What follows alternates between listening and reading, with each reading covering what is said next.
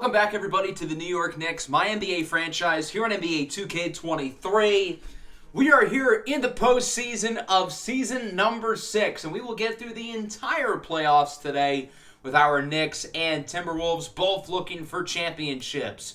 The Knicks are coming off a great regular season, going 65-17, grabbing the number 1 seed in the race for the title defense. The gap between the Knicks and the 2 seed is equal to that of the 2 seed and the 10 seed. As for the Timberwolves, they started the year off red hot, but cooled down over the final few months of the year, finishing with a record of 51-31 and grabbing the number 3 seed in the Western Conference. Jason Tatum, Anthony Edwards, and DJ Ramses, of course, led the way for the Knicks this season. Cesar DiCarlo was very impressive as well, and we also got to see the breakout of second-year forward Buddy Johnson, who had a great season. Keep in mind, a lot of these stats are inflated with the 20-second shot clock.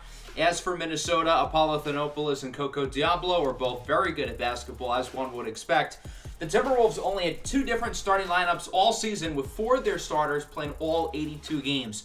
That is really impressive. Why can't the Knicks have that type of continuity? So before we get through the first round, we have to find out which teams are going to the first round. We already know Minnesota will play against Portland, so the Western Conference play-in isn't all that important. But the Eastern Conference play-in is very important. We'll see which team will face off against the Knicks, and it will be the Philadelphia 76ers in the first round. As we look at the West, all the lower seeds won. The Warriors, the Kings, and then the Kings again upset Memphis to grab the 8th seed. In the Eastern Conference, the Nets and then Sixers won twice. So both 7th seeds, the Grizzlies and the Wizards, are out. Let's take a look at the Knicks' upcoming matchup against the 76ers, who finished with the 9th best record in the Eastern Conference with a record of 40-42. It's been a very tumultuous past, really, 15 months for the Sixers, who went all in last year at the trade deadline to acquire Luka Doncic and Jaylen Brown, and it seemed like it was going to work in theory until both players left in free agency. They did sign Steph Curry, who at 40 years old is showing no signs of slowing down and does not plan to retire anytime soon, along with the young star guard Shaggy Lewis. As for Minnesota, they've got a date with the Portland Trail Blazers in the first round. For what it's worth, the same top 6 seeds in the Western Conference from last year are in the top 6 again, with a slightly different order. The Blazers are still in 6th, but they won quite a few more games, and that's because they signed Luka Doncic from the Sixers. The problem is, this team is very injured. Roman Bothman, former high draft pick out of Wisconsin after the year. Luka's out for a while. Christian Harris is out for a while. These 3 players will not be available at all during the first round series. So the Blazers are kind of screwed. They're really going to be dependent on Shaedon Sharpe to be the true number 1 option. Young guys like Akihiko Kiyama, Maximus Grand, and Mateo Riggs are really going to have to step up, along with former Knicks Zeke Naji and Emmanuel Quickley. So we'll start by simulating the first 2 games of each series to see how things go and then to reassess from there. And both teams did all right. They each split their first 2 games. Could have been better, but I guess it could have been worse. The Knicks won the first game over the Sixers by 65 points. That's a lot. Tatum was very impressive, as was Cesar DiCarlo, both with double-doubles. The Knicks shot 26 of 45 from 3. That's insane. The amount of assists this team had today was nuts. Shaggy and Steph combined for 52, but not enough. In the second game, the Sixers won 153-136. The Knicks didn't quite shoot the ball nearly as well as they did in the first game, while Shaggy Lewis and Stephen Curry were both great again, combining for over 60 points and 18 assists between the 2 of them, while shooting the ball very well from 3 themselves. As for Minnesota, the Timberwolves lost the first game against Portland despite strong showings from Xander, Thanopoulos, and Coco Diablo. Minnesota lost this game by just 6 points, as the team seemed to shoot well as a whole from 3, but there were some guys in particular who were very inefficient. Bradley Beal, turning back the clock, leads the Blazers in scoring. Shaedon Sharpe also very good with 20, 16, and 7. Then in the second game, the Timberwolves got back on track. They would win by 16 points with Jamison Xander leading the way. He had a great game. Coco Diablo, Markelle Fultz, very good as well. Paulo Thanopoulos, quiet offensively, but he had 17 boards and 5 blocks on the night. As for Portland, Shaedon Sharpe was really good. Mateo Riggs, the young guard, was also very impressive, but not enough to get the job done. So both teams had their series tied at 1. We'll simulate the next 2 games and again reassess from there. And games 3 and 4 went quite well for both the Knicks and the Timberwolves as they each went 2-0 on the road. The Sixers had a number of guys performing Game 3, losing by just 2 points, while DiCarlo, who's been hooping in the playoffs, had 33 and 7. Tatum with 32, 8 and 7. The Knicks shot the ball quite well from the perimeter in this game, which was enough to barely squeak over the Sixers. And then Game 4 wasn't quite as close. The Knicks ended up winning by 30. DJ Ramses with 29, Tatum double-double, DiCarlo double-double. So the Knicks have a 3-1 series lead going into Game 5 at home. We'll see if they can close out the series as they likely await the Miami Heat in the second round.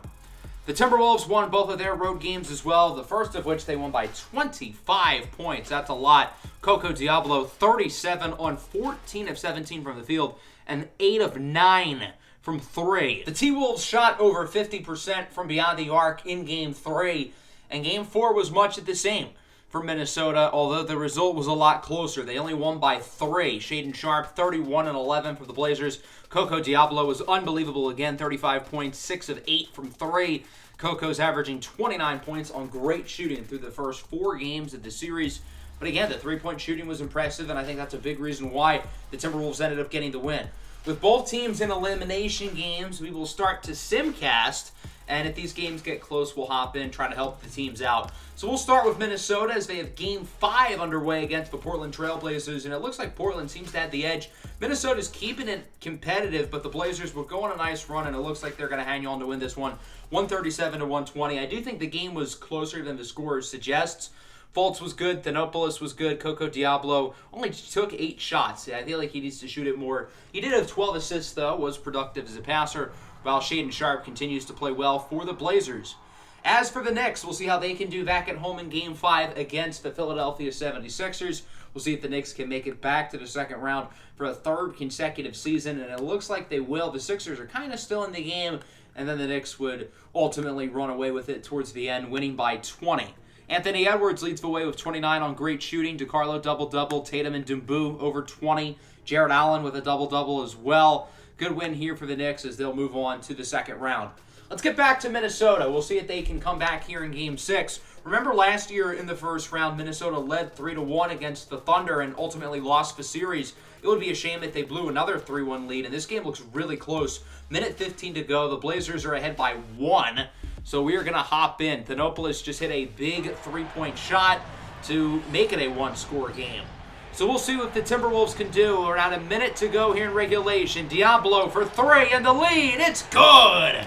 Let's get Coco crazy. Coco Diablo knocks it down. After a couple of Portland 3 throws, the Blazers will be back up as Josh Hart rips it away from Coco in transition. He will send it over to Akihiko Kiyama, who makes the layup, and the Portland Trail Blazers are ahead by 3 with under 30 seconds to go. Here's Diablo off the screen. Blows by the defenders inside for the dunk. We're back within 1. I'm sure Coco thought about the 3, but he's going to go for the quick dunk instead. And it looks like the Timberwolves are going to have to foul here as it's in the hands of Mateo Riggs, the young 21-year-old point guard. I'm a little bit surprised they gave him the ball here, but he will make the first one with ease. And then the second one from Riggs here is up, and this one is also good. So it's a 3-point game as the Timberwolves used their last timeout. We'll see what the plan here is as Diablo quickly with a nice pass for Jaden McDaniels for the dunk. The Timberwolves go for the quick 2, and this time Akihiko Kiyama will be fouled by Jaden McDaniels as he makes the first one. Second one now for Kiyama is up and good. It's back to a 3-point game. So again, does Minnesota go for the 3 now with there only being around 10 seconds left on the clock? Diablo sees an open lane. He'll take advantage, makes the layup. We're again within 1 with just 8.2 seconds left on the clock, and it's back to the foul game. The Blazers having trouble inbounding the ball, and finally they get it to Akihiko Kiyama, who will get 2 more at the line. He would make both of them.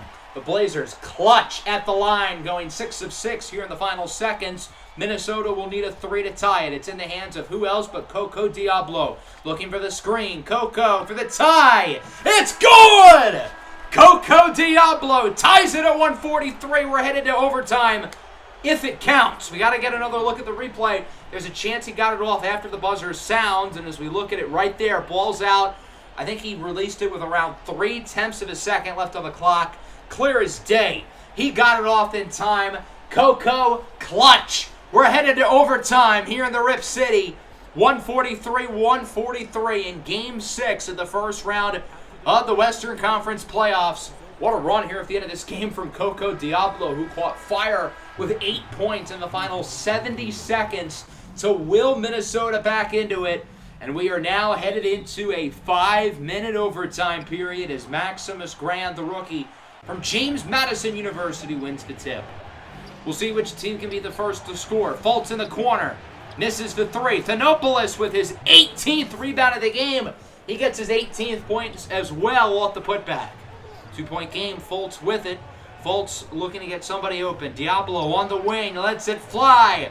Coco Diablo again. Another three. It's a 5-point game as Minnesota gets the steal off the press. Thanopoulos to Fultz. Sidestep three ball. It's good! We were trying to get the Knicks out of the full court press here, but as that happened, they stole the ball, and they have an 8-point lead just like that. The Blazers got to score here as Akihiko Kiyama buries the three-pointer for the Blazers. We are within 5, make it 7 with around 2 minutes to go. The Timberwolves looking to ice it. Here's Diablo inside. He has an open man on the wing. It's Markelle Fultz for three. Bang! Fultz with a big-time three. 9-point game. Diablo with the poster. That might be your dagger. Coco Diablo dunks it home on the former Knick, Zeke Naji. And I think that'll probably just about do it. It's a double-digit lead with seconds left on the clock. The Minnesota Timberwolves are going to the second round of the playoffs. They beat the Blazers 162-150 here in a thrilling overtime game with Coco Diablo literally going Coco crazy over the final few minutes. Akihiko Kiyama went crazy as well for the Blazers. He had 47 points. Shaedon Sharpe with 28, 9, and 5 as well. As for the Timberwolves, Coco Diablo, 40 points, 9 boards, 16 assists on unreal shooting, 6 of 7 from 3. He shot around 60% from 3 in that first round, and he didn't do it on small volume either. Fultz and Griffin were over 20 points as well. Thanopoulos with 18 and 21. The team shot the ball really well from 3. The Knicks and the Timberwolves currently the only two teams to have moved on to the second round, as we'll simulate through. Looking at some notable results around the league, obviously the thing that stands out, the number 1 seeded Seattle Sonics with the best record in the league lost in Game 7 to the original 10-seeded Sacramento Kings. Who would have thunk it? The team with the MVP, Montejo Moore, loses to the Kings. So let's look at the Knicks and Timberwolves second round matchups. The Knicks are playing the Heat. The T-Wolves are playing the Rockets. The Heat have been pretty bad throughout this series, but they've gotten lucky in the draft lottery with Zachary Archibald and Florentino Mandarin. And obviously Archibald, the big name here, the big center out of Alabama, made his first All-Star team this year. Ahmed Kabongo having a career year in Miami. They've got some other good young players as well, like Abdoulaye Oshefu, Samuel Royal, etc. As for the Rockets, they have been good throughout this series. Of course, we know them very well, considering the Knicks just played them in the finals. They're basically the same team from last year, but with the addition of Alistar Gates, who they drafted in the top 5. The problem, though, is they are super injured as well. Just like the Blazers, 3 of their key players are hurt. I think there's more optimism than there was with the Blazers, though. Anthony Davis is day-to-day. Jalen Green should come back soon, and Jaden Lewis-Cameron probably could play if he really wanted to. So we'll start by simulating the first 2 games. The Knicks won both against Miami, while the Timberwolves split with the Rockets. Not a bad start for either team. The Knicks took home game 1 against the Heat by 38 points. That's a lot. DJ Ramses with 36 of those. Anthony Edwards and Tatum with 24. Cesar DiCarlo with a triple-double, 11, 11, and 10 for the Italian Stallion. Zachary Archibald had a good performance. So did Percy Butler. Double-doubles for D'Lo and Ahmed Kabongo. But the Heat really struggled to shoot the ball. 9 of 42 from 3. 42% from the field. Obviously a big difference to the Knicks. And then the second game was much of the same. The Knicks won by 31. Tatum with 30. Edwards with 26. Double-double for Ramses. 16, 15, and 15 for Cesar DiCarlo. One-upping himself from game 1 with an even bigger triple-double. Sadiq Bey and Zachary Archibald with 25 each. But it's not enough for the Heat. As for Minnesota, they lost in the first game against the Rockets by 16 points. Jabari Smith with 36, J.J. Henderson with 31, Onyeka Okongwu with 19 boards, 9 of which were on the offensive glass. It's like the NBA Finals all over again. Apollo Thanopoulos was solid. Coco Diablo played well, but clearly not well enough. The Timberwolves got to do better on the glass, and they've got to be able to keep up with a super high-octane, explosive Rockets offense, which they were able to do on the road in Game 2, winning this one by 3. Jabari Smith led the way in scoring again. Rashawn Garnachucky with 33. Coco Diablo continues to dominate. He had 36, 8, and 7, again on great shooting. His efficiency in the playoffs has been otherworldly.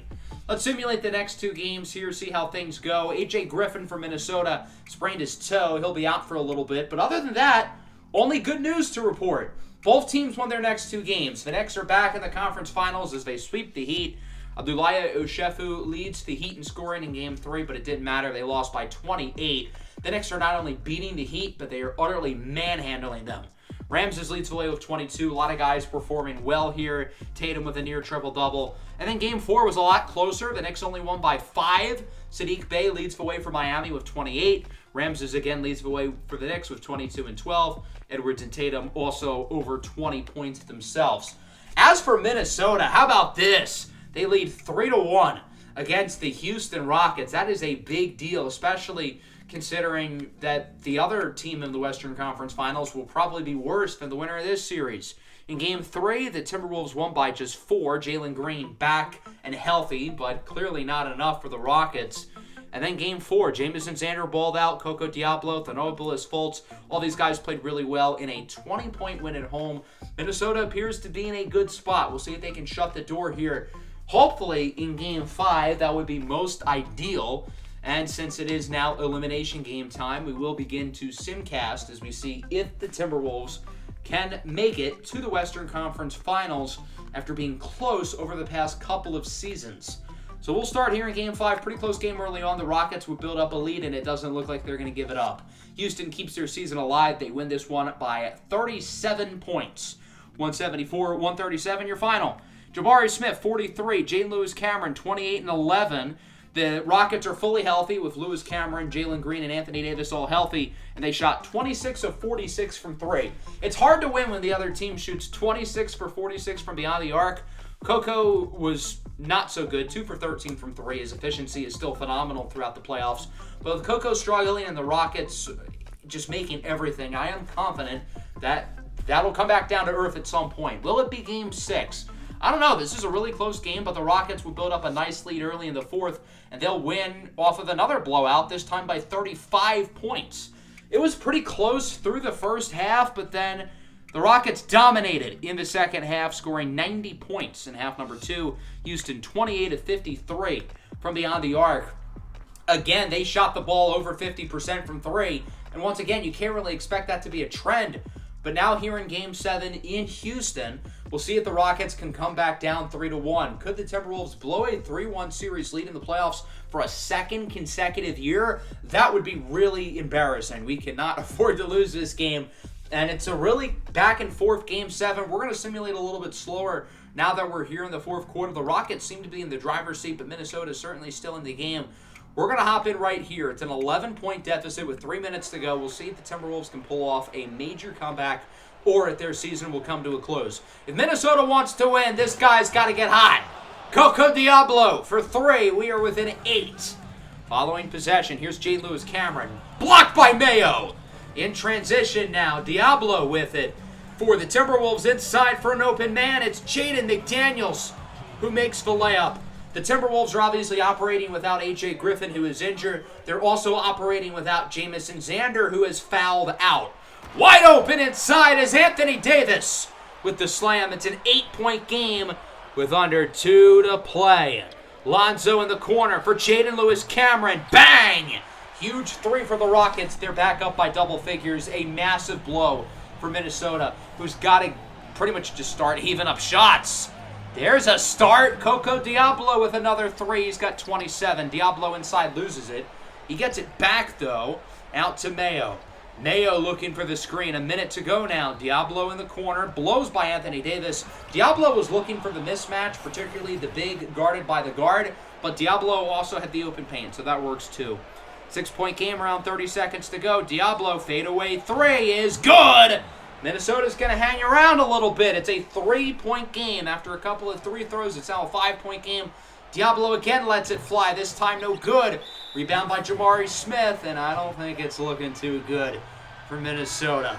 They'll lose it, 134-125, and for a second consecutive season, the Minnesota Timberwolves have blown a 3-1 lead in the postseason. Is that embarrassing? Yes, but I still feel like it was a successful season here for Minnesota, winning 51 games. This group won their first playoff series as a unit together, and I am confident the Timberwolves are going to continue to have sustained success. I was really only planning on controlling the Knicks during the long-term sim because I feel like controlling two teams would be a lot. But I kind of want to try controlling both teams. I still really want to follow along and be a part of this Minnesota story because I do think eventually they'll be a championship team. But not if they have as bad of luck as they did here. The Rockets shot over 50% from three again. That's 3 consecutive games where the Rockets, in elimination games no less, have shot 50% or more from beyond the arc. It's basically like they reversed the 0 for 27 thing in the 2018 Western Conference Finals against Golden State. So a strong and fun playoff run here for Minnesota comes to an end. Coco Diablo was unreal during these playoffs, 26, 9, and 7 on, again, otherworldly shooting. Thanopoulos was up and down, but he was still quite good. Jamison Xander played well also. So now all of our attention goes back to the Knicks. And you may notice they've already won a game here in the Eastern Conference Finals. I accidentally simulated the first game, I guess going through Game 7 of the Timberwolves series. We ended up winning this game by 52 points against the Baltimore Red Tails. A lot of guys played well, double-doubles for Ramses, Buddy Johnson and Cesar DiCarlo. Edwards with 27 himself. Seth McRobert leads the Red Tails in scoring, first-time All-Star. Pascal Siakam and Jalen Suggs also played well for Baltimore as well. The Red Tails were the 3 seed. They won, I believe, 48 games on the season. They've got themselves a fun squad led by Seth McRobert. Now that we're in the conference finals, we're going to do all sim casting. And wow, this game was close. I probably should have hopped in. But we get the win by just 2 points, 131-129. Buddy Johnson leads the way in scoring, 27 and 13. DJ played well. DiCarlo played well. Seth McRobert, once again, leads the Red Tails in scoring. The Red Tails shot a whole lot better from 3 than we did, interestingly enough. And Jared Allen suffers a high left ankle sprain. He'll be out for 2 to 4 weeks. It's just like last year in the playoffs. You may notice no Jason Tatum either. He also has a minor knee injury. He did not play in Game 2, for what it's worth. So now on to Game 3. Close game, but we would pull away late, winning by 9. We were down, I think, with probably a little over a minute to go, and we went on a big run to finish off the game. Yeah, with 1:14 to go, we were down by 1. We outscored them 10-0 the rest of the way. I, again, probably should have hopped in there. After this game, I would say it did a better job of slowing down when the games were close in the fourth quarter. DJ with a big game, Edwards with a big game, triple-double for DiCarlo. Buddy Johnson played well too. The Red Tails, again, shot the ball a lot better from 3, though. The big difference, though, look at the 3 throws. The Knicks shot 52, while the Red Tails shot 8. That's quite the disparity, and far and away the reason why we won the game. So Jason Tatum is back healthy, and we're going to put him at the 5, just like we did last year in the playoffs. I guess it worked in the games that we played last year. I'm curious to see if it works in the sim. So we'll see what happens here in Game 4 in Baltimore. The Red Tails season hanging on by a thread, and it looks like they will keep it alive. They win it by 22 points. Seth McRobert with 36, 9 and 6 here in an elimination game. Pascal Siakam played really well. Those two guys shot the ball very well between the two of them. Tatum played well. DiCarlo played well. And nobody else really stood out. The Red Tails, again, shot the ball significantly better from 3. But we only got 2 more 3 throws after last game. We had like 45 more. So that'll bring us into Game 5 at home. We'll see if we can close the series out in front of the home crowd. Back and forth game to start. The Red Tails have the lead, though, and it looks like they'll hold on. Okay, we thought this series was over. Maybe not so much. We've lost 2 games in a row. Tatum was good. DiCarlo with another triple-double. He's been unbelievable through the entirety of the postseason. Seth McRobert was great, 35 and 10. 30-point double-double for Kevin Porter Jr. The Red Tails shot over 50% from 3. Again, their 3-point shooting is so much better than ours, which on one hand, it's like, I got to assume that we're going to shoot better and they're going to start to shoot worse. But on the other hand, it's been 4 consecutive games. It's no longer a coincidence. It's now a trend. The Rockets, by the way, swept the Kings. They are in the finals. I feel like Minnesota would have dominated the Kings if the Rockets just didn't become all prime Steph Curry the final 3 games of that second round series. So here we are in Game 6. Very close game. The Red Tails had the lead for most of it, but now it's back and forth late. We're going to hop in right here. Baltimore is up by 7 with around 3 minutes to go. The Knicks certainly do not want a Game 7 with the Red Tails having all the momentum. They've got to make a quick comeback, and that's a good start. Anthony Edwards hits the midi. It's a 5-point game. Snuffed at the rim. Great defense by Zachariah Royster. Off another miss, the Knicks get it back. Tatum with it in the corner for Ramses. Pump fake. Ramses inside. And one! It's a one-possession game. Siakam called for the foul. DJ would make the 3 throw. We are within 2. Here's Seth McRobert inside. Pull-up jumper is good. Big shot for McRobert to double the lead. Following Baltimore possession, Trey Bell with the ball. Shot clock winding down. Bell blows by the defender. He's in for the dunk. It's a 6-point game now with under a minute and a half to go. Edwards with it. To the wing. Jason Tatum knocks down the 3. Cuts the lead in half. It's back to a one-score game. Following possession now. Tatum to DiCarlo. DiCarlo inside. He has an open man in the corner. It's DJ Ramses for the tie. 1:59 apiece with under 50 seconds left on the clock. Let's see what the Red Tails have in store here. Bell heaves it up for the lead. Trey Bell puts the Red Tails on top. 161-159. Ramses for the tie. He knocks down the open mid-ranger. We're knotted up at 161 with under 30 to go. McRoberts' pass is intercepted by Tatum. Clutch defense by the Knicks. They'll dribble out some clock and look to take the lead. DiCarlo, little pick and pop action out to Jason Tatum for 3. It's good! Jason Tatum puts the Knicks ahead with 8.7 seconds left on the clock. So I don't think the Red Tails realistically have enough time to get a quick shot off, then foul, then go through another quick shot. So because of that, I think they're going to go for the 3 right here. We cannot let them get good looks from beyond the arc, and who I think is going to shoot the ball, it's got to be Seth McRobert, right? He's the best player on the team. I assume they're going to try to get him the ball for 3. I would be shocked if that's not what they have planned here for what's likely going to be their final possession of the game, or at least of regulation. So get him to try to drive inside.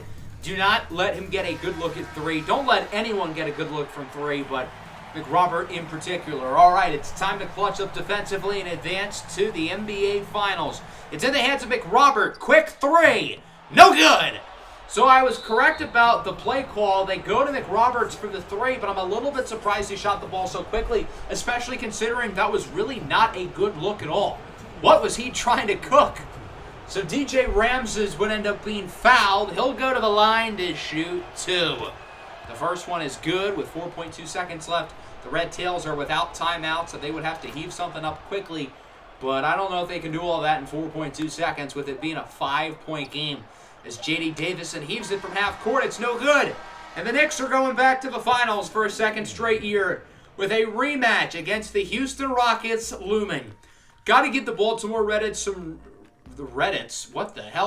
Baltimore Red Tails some credit. This is late. Bear with me. The Baltimore Red Tails, you got to give them credit here for really fighting back. They were down 3-0 in the series, and it looked like there was no realistic way they could come back against the Knicks, who are clearly a better team. But the Red Tails won the next 2 games. They nearly won this one as well. Baltimore's 3-point shooting throughout the series has been so impressive.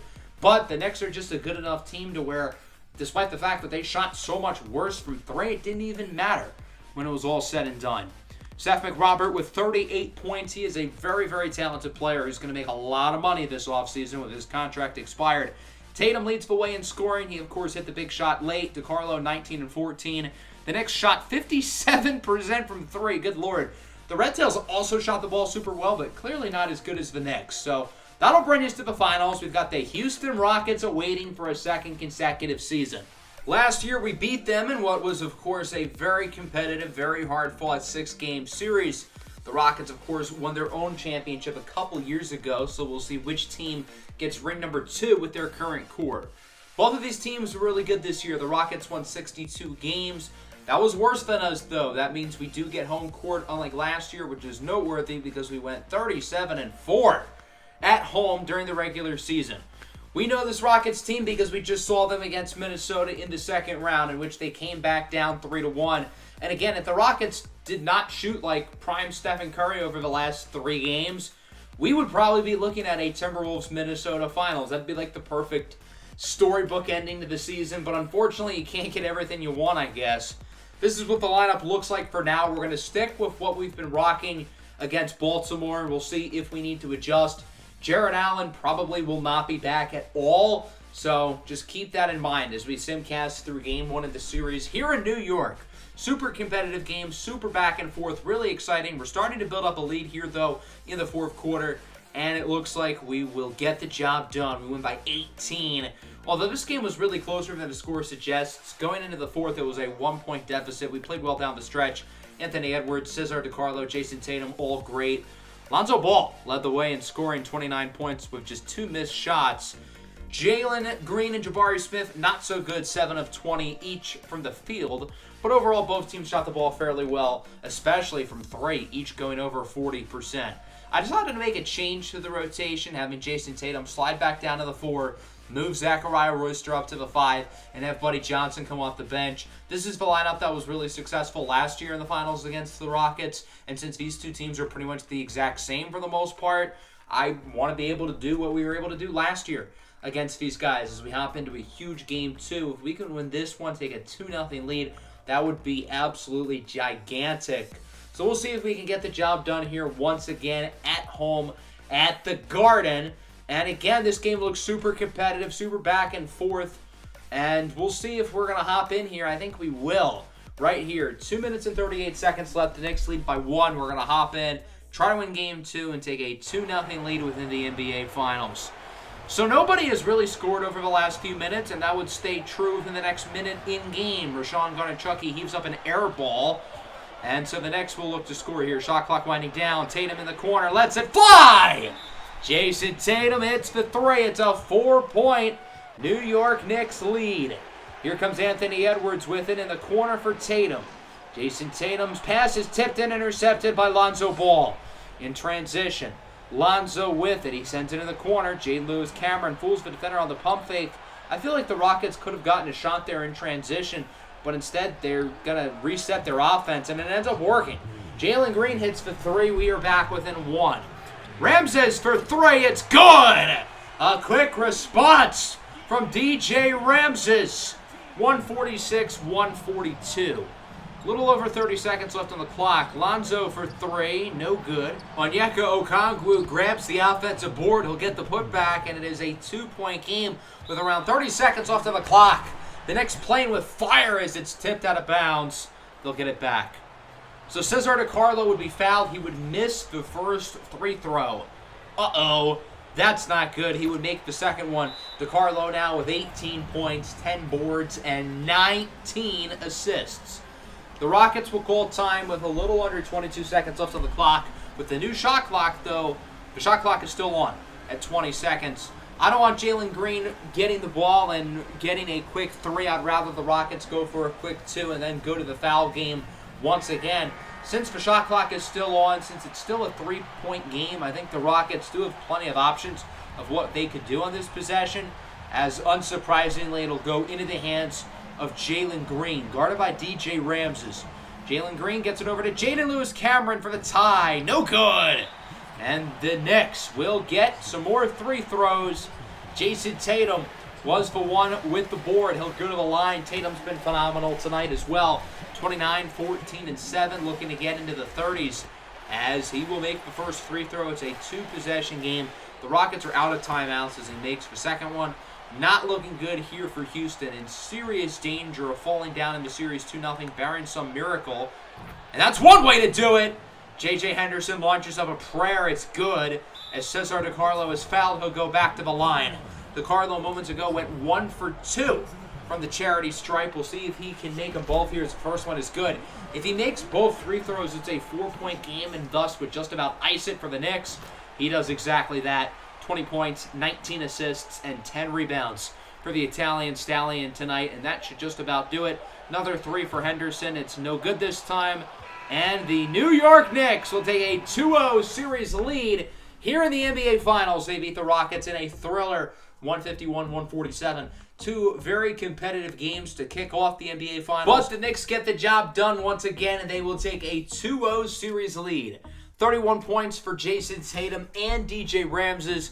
Edwards with 27, Buddy with 21, and of course Cesar DiCarlo with 20 points, 10 boards, and 19 assists. DiCarlo really through the entire playoffs has been phenomenal. His averages have been great. His shooting splits have been great. And he ties the all-time franchise record for assists in a playoff game, which was previously set by Walt Frazier 68 years ago. As for the Rockets, Jalen Green leads the way. Henderson was good too. Both teams once again shooting the ball well over 40% from three apiece. So that brings us to Game 3 in Houston. The Rockets know they have to win it. It's a close game, but the Knicks seem to have the lead really through the entire game. And once we got late in the fourth quarter, it was not very close. The Knicks get the win by 23 points. J.J. Henderson and Jalen Green combined for 65, although the rest of the team was quite underwhelming. As for the Knicks, a lot of notable performers. We'll start with Jason Tatum, 40 ball, along with 10 points and 8 assists. Cesar DiCarlo with 23, 13, and 15. We are witnessing a truly generational NBA Finals MVP battle between Jason Tatum and Cesar DiCarlo. Last year, nobody in particular really stood out in the finals. This year, these two guys look like all-out superstars. DiCarlo, by the way, has only had 2 games through the entire playoffs where he's gotten less than 10 assists. And he's gotten double-digit points in every playoff game as well. It's not like he isn't scoring. That's crazy. Anthony Edwards is also hooping here in the finals as well. DJ Ramses, not as good today, but still very good as well. We've got so many guys producing at a high level here in what has been a really impressive playoff run. I mean, the team's only lost 3 games through the entirety of the playoffs so far. That'll bring us into Game 4, going for the sweep, and it does not look like it's going to happen. We did kind of make it close there with a 52-point third quarter, but the Rockets went into this game thinking, we cannot afford to lose, and I don't think they trailed once. They took a big lead early. We kind of made a comeback early in the second half, but then in the fourth quarter, things fell apart. We were outscored by 30, losing by 32. Edwards leads fully with 24. Tatum and DiCarlo a lot quieter. DiCarlo in particular with just his 3rd game of the entire playoffs with under 10 assists. That'll bring us into Game 5. We'll see if we can get the job done at home. As we saw in the second round, we cannot get too comfortable. Minnesota was up 3-1. They lost to the Rockets, of course, in 7. This game appears to be close, so around 5 minutes to go. We're up by 5. We're going to hop in and try to finish this job off and win another NBA championship, and that's not a great start. The Rockets bring you within 1 score with the layup by Onyeka Okongwu. Not a lot of offense here in the first minute since we've come into the game. Lob attempt unsuccessful for Royster, but he gets it back over to DiCarlo for the layup. 5-point game, 3-ball no good. Impressive rebound by DiCarlo, his 10th. He's on triple-double watch once again. DiCarlo inside with it. He sends it over to Jason Tatum. Speaking of triple-doubles, 32, 14, and 10 for JT. He's having himself an unbelievable game. It's an 8-point deficit as Lonzo Ball buries the lawn 2. And we are back within 6 with around 3 minutes to go. DiCarlo on the wing has an open man. Jason Tatum knocks down another one. He's got 35 on the day. Inbound pass is stolen away by Royster. He gets it to Edwards over to DJ Ramses. Great transition offense for the Knicks. And that's about all she would write. The New York Knicks have won their 2nd consecutive NBA championship. They beat the Rockets here in Game 5, 144-133. And with that, this New York Knicks core now has 2 NBA championships amongst themselves. Winning an NBA championship, or really a championship in any sport, feels great, obviously. But to win a second one really proves that your team is not fluky. It proves that you are truly one of the best teams in the league. We've got one of the best cores of guys with veterans like Jason Tatum and Anthony Edwards.